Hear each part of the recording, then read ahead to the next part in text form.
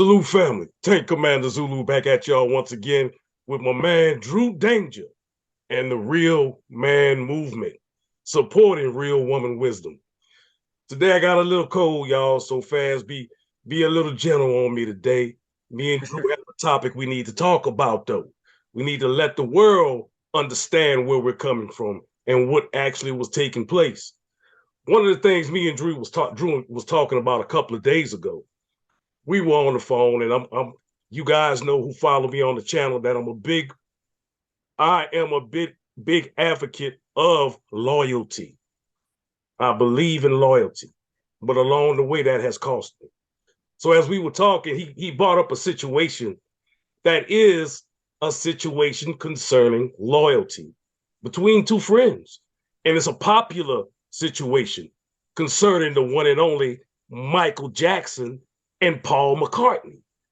We're going to talk a little bit about this situation, but before we do, let me reintroduce to everyone my man, my friend, my brother, Drew Danger. How you doing today, bro? Hey, how's it going, Tank? Thank you for having me on the show again. I really appreciate being here. I enjoy coming on here and love doing that, and hope everyone's doing well.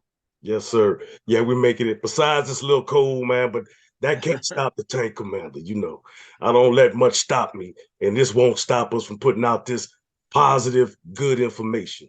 Absolutely. Let's get off into it, man. I guess a lot of people know who Michael Jackson is, and I'm a fan of Michael Jackson, was a fan of him. We know what he's been through, what he has been accused of, whether Right. it's truth or not. Now, that's kind of still up for debate, and everybody have their own opinion about uh, the circumstances and situations with Michael Jackson, if they were true or not. Excuse me. But I'm more interested in the change that took place in Michael Jackson, right? And one of the situations concerning loyalty, that the story that caught my attention, is in 1985, I believe it was, when he bought the Beatles Yeah, collection. I believe so. Yeah. I have to check to make sure, but 1985 is what I believe it was. Uh, Paul McCartney was a friend of Michael Jackson, and they're being friends, and the catalog for the Beatles became open for public sale. And Michael Jackson went and bought the publishing. He bought the collection, which uh, at the time I didn't think there was nothing wrong with that. But it seemed like Paul McCartney, when you look at it historically, had a different opinion about it.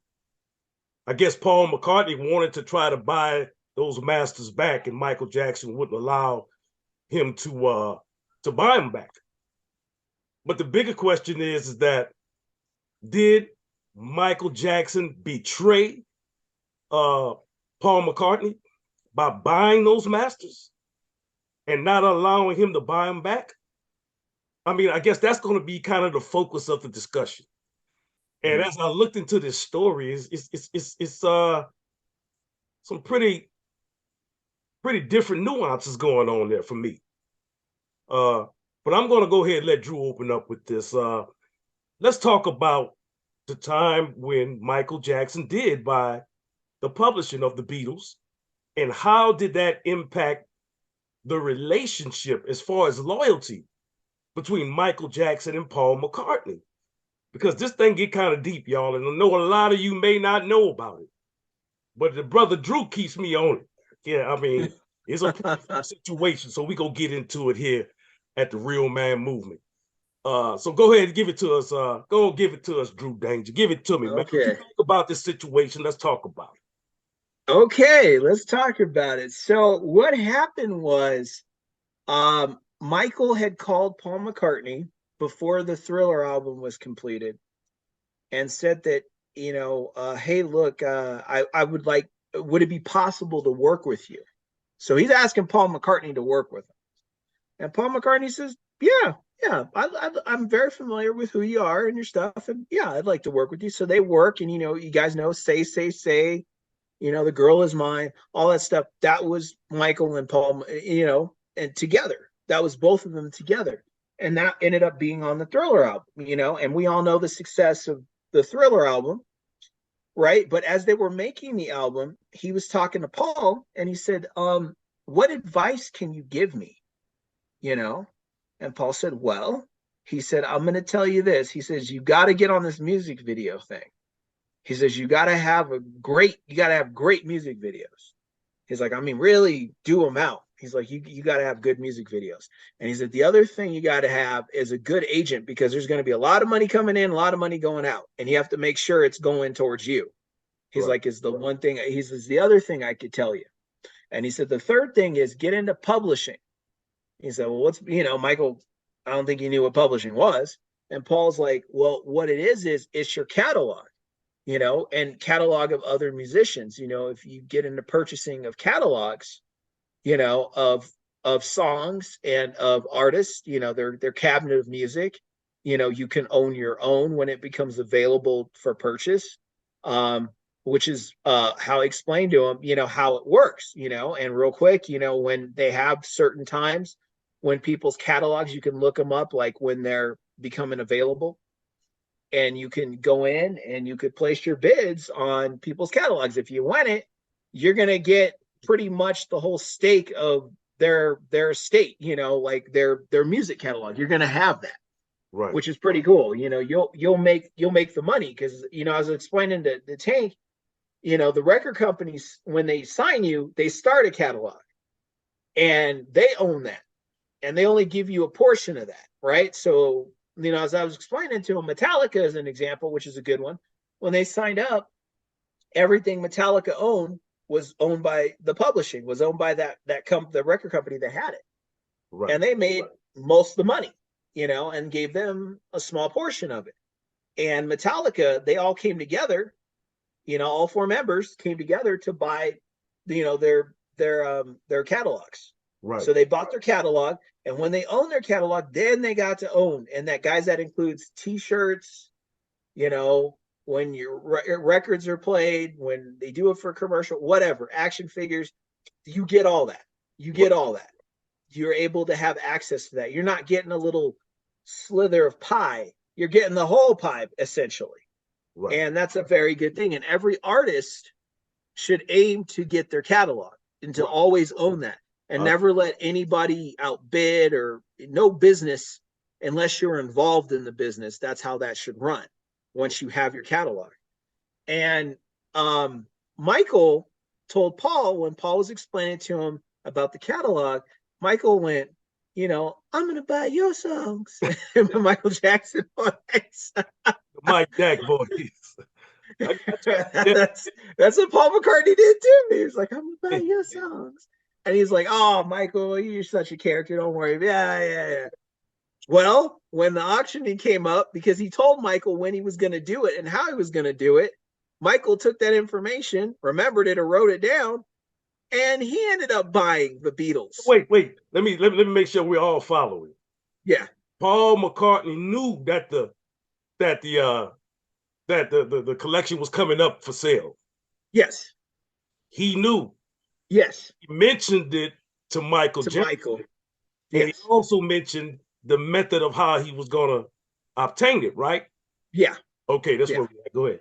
Yeah. And so Michael ended up getting there and beating him out, because Michael had a ton of money, and Paul McCartney, that's probably why he wanted his catalog, didn't have as much as you would think he had on hand, because his catalog, of course, had been, held for so long. You have to think the Beatles, been around a long time. He hasn't owned the catalog. He's only getting a portion of certain, release money and things like that. So he's not rolling, probably like Michael was at the time. So Michael went in and bought that. And Paul McCartney was like, what the heck just happened? Like, I thought we were friends. Like, that was the end of Ebony and Ivory. Yeah, he's like, where's the friendship there? Because I'm telling you guys right now, if it was reversed, And I want you guys to think about this. Let's do it like this. Let's make up a fictitious story. Let's say Michael lived a little bit longer, okay? And his catalog became available. And in there, you now have all, and that's why I said a little bit later, because now you got all the hits from Dangerous to Thriller, everything to Bad, you got it all in there, right? So the height of his career. And I'm going to take it even a step further. Let's say also the catalog available was the Jackson 5. Okay? So let's say both catalogs are available. Paul McCartney bought both those catalogs and said, "No, Michael, that's just business. I now own it." And he would not give you anything. Right. How would that look? Because I guarantee you, if Paul McCartney had done that, we'd be hearing about it where everybody would know about this story. Now we're also talking about two individuals who developed a friendship. Yes. Right. Yes. And who are also absorbed in business. Yes. So yeah, that's a good question. Yeah.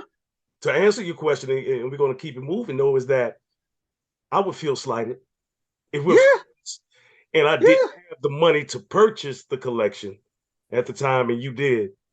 And now I come back and say, well, I couldn't purchase it for what, the market value was, but I still would like to have and own something that's part of what I created.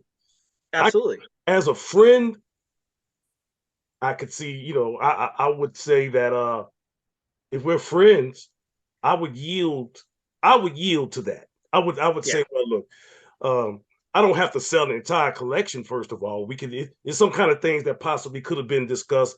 I'm not sure. I'm not privy to everything that happened with that. But the end result was Michael pretty much told him no. Yeah. Well, it's funny you bring that up, Tank, because there are people that own catalogs. Right. And they've made deals with other record execs. Lisa Marie did a deal for a certain percentage of her father's stuff, Elvis Presley, right, to a record exec to cash in on something he had going. But in order to do it, he had to be a part of that process. So she sold him a certain percentage for him to make money and for her to make money, for her to double her money, essentially. Right. So that's business. That was business. Yes. I think one of the responses to Paul McCartney was, I guess, when Paul because when I was looking at the footage and stuff, Paul was like, I wrote to him, reached out to him, and it was more like, well, it's business. And this is one thing I always have a problem with: loyalty, especially with friendship. When we're doing business, business is inclusive. When you have a business partner or someone that you're working with, but generally, what happens a lot of time in those type of sorts of business, someone gets greedy. Yeah. Do you believe that Michael Jackson was being greedy? Or was he turning into something that the industry was pretty much making him? I never saw Michael Jackson really as being just a savvy businessman. I always looked at him as being a brilliant entertainer. And I was looking more at him at having people around him who understood business, right? Mm-hmm. It's just like athletes. These athletes, they may be great athletes, but they don't understand contracts. They really don't understand the business portion and business side. So it's smart to get someone who does understand the business side for you. Right. But going back to the more the platonical part, we're friends. We're both rich, millionaires. We're friends. We're in the music industry. My catalog comes up for sale. I've been telling you about me buying it. You've been listening, but you telling me you're going to buy it. I didn't pay no attention to that. But when it comes available, you buy it. Mike buys it. Yeah. I got kind of a double. I'm kind of on the edge of that because is it just business? But go ahead and continue. I want to finish hearing what you're saying. No. And the thing is, he contacted Michael and he tried to set up some sort of arrangement where a percentage could maybe be bought and given for Paul to have access to certain things. He wouldn't give Paul anything. Paul said, I wrote him several letters and Michael wouldn't even respond to it. He said, how I found out the just business part was I saw him once and I went to him and I said, Michael, like, how could you do this? I mean, like, can we work out something? Can I purchase it from you? Can I purchase a portion? Can I do something?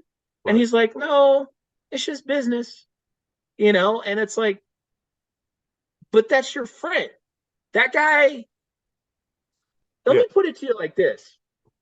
If he had never given Michael any of that advice about the music video, about the agent and manager, and about catalogs and publishing, where would and he didn't do those songs on Thriller with Michael.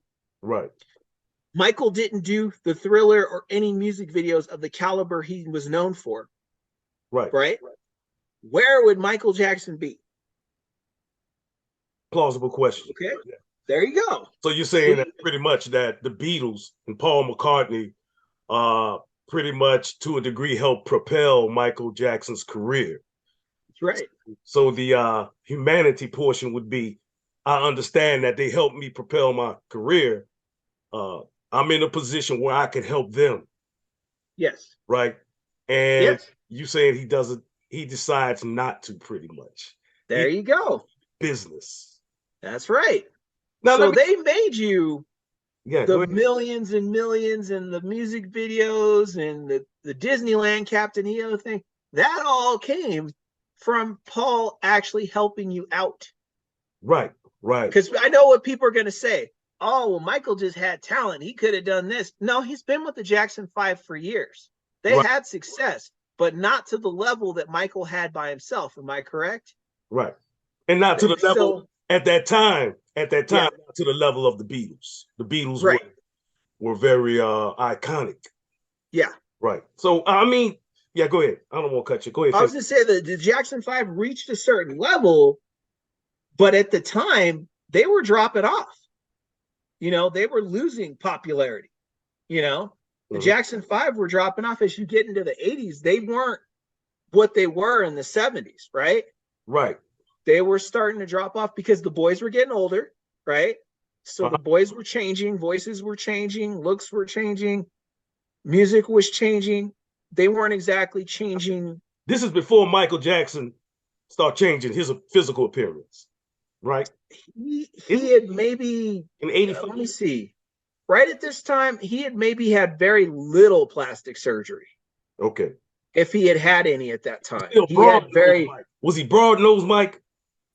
He might have had the broad nose at the beginning, because right when Thriller hit, he had started to change the nose. That was one of the first things, the nose job, because in the urban community, everyone made fun about the nose job. Yeah. I think it was Janet Jackson having a nose job too and everything. But I'm just making sure I got the time frame together. But go ahead. Let me see. Michael had a nose job. Jermaine did. LaToya did. Janet did. I think Jackie maybe did. Tito didn't have any plastic surgery, and the others may have not done it, but those ones. Body augmentation was starting to become popular, in particularly in entertainment. Right. I even think Joe Jackson had some plastic surgery. If you saw his face. Not Joe. Joe had those high eyebrows. Like, I don't think that's normal. I don't think that's normal. I could be wrong, but I don't think that's normal. Because when I was reading the story about Paul McCartney, Michael Jackson, of course, the Beatles is a big issue. The one thing that came up that I would have to say, okay, is this possibly why Michael Jackson responded in the way that he did with the business? And we're looking at it, or I'm looking at it as a disloyal move, when it was actually possibly a move that he saw coming. He saw possible problems coming. And that was when I was looking at the information. John Lennon's wife. Yoko Ono. Right? Yeah. Yoko Ono, Mike knew, he told Yoko Ono he was going to buy it, right? Yes. And Paul McCartney did make mention to the fact that him and Yoko Ono which which is John Lennon, wife, a member of the Beatles. They didn't get along too well. No. So in my mind, when I heard that, then I say, whoa, wait a minute, wait a minute. How would that purchase of that catalog look? The attempt, because it's not just Paul McCartney's music, it's the Beatles. Yeah. John Lennon was part of the Beatles. Yoko Ono was his wife, so John Lennon was deceased. She would have had to have had a say so. Now it's common knowledge. Well, not necessarily common knowledge, but it is known that Yoko Ono and Michael Jackson, they were friends. They were friends, right? So he did bring it up to her. And I would think, I'm not certain, but the conversation would be, go ahead, Mike. And pretty much it was like she was encouraging him to go ahead and do it. Yeah, she did make the comment where she said something to the effect of, it's in great hands with Michael. Right. Over Paul. She had said she didn't want Paul. She wanted Michael over Paul to have it. Right. So that tells you right there that, like, yeah, that was the thing. This is what I was thinking, though, Drew. Because now, as a business decision, and could this be why Mike said it's just business? Because probably. Maybe he knew going into the purchase that he spoke to Yoko Ono about it. Yeah. She gave him her blessing, so to speak. So whatever percentage of the Beatles she's a percentage. My thing would be, if Paul McCartney did want to go buy it, what would that purchase look like? If Yoko Ono wasn't in 100% agreement? You see, I mean, I'm pretty sure they would have had to possibly split it up and whatever, and then it's in pieces. But it looked like the way Michael Jackson did get it, looked like he got the entire catalog. Yeah. Without it have to be broken into pieces. Yeah. That would be a business move, though. I think, because even if I was in that position and was able to purchase it, and saw that there's some rift going on, and possibly, we're in that field, in the entertainment field, a lot of the business get around to those people. They know who's beefing with who, and who's not. So maybe it was an opportunity. I'm pretty sure someone had to come in and say, "Now, if you're gonna buy it, Mike, this is the time now." They're not getting along good. Yoko Ono, she tripping. Paul tripping. They're not gonna be. If you don't get it, someone else might get it. Could that possibly have been a strategy in your opinion? Oh, you bring up an interesting thing. Yeah. I can't give it to Mike on that one, because I just feel he slighted him so bad. He slighted him so bad. I'm big on loyalty, so money doesn't move me. I would rather friendships that are genuine, and we live off of that collective. I think those are the best kind of relationships to have. But now, in a business, we're talking about the music business industry. Yeah. I don't think things go as straight and narrow in that industry. I think it is all about business and less about loyalty and true friendship, That's true. No, because I have personal experience with that. I actually do. And I can tell you that there were no loyalties. The people want to hear. Spill the beans. All right. So, long time ago in a galaxy far, far away, i.e. Star Wars. The original Star Wars only. And I did play guitar. I was in bands and stuff like that, and was around a music scene of some sort. And the loyalty in bands, I had loyal band members that were legitimately loyal people. Right. But with it, there were a lot of snakes in the grass that would try to take opportunities if an opportunity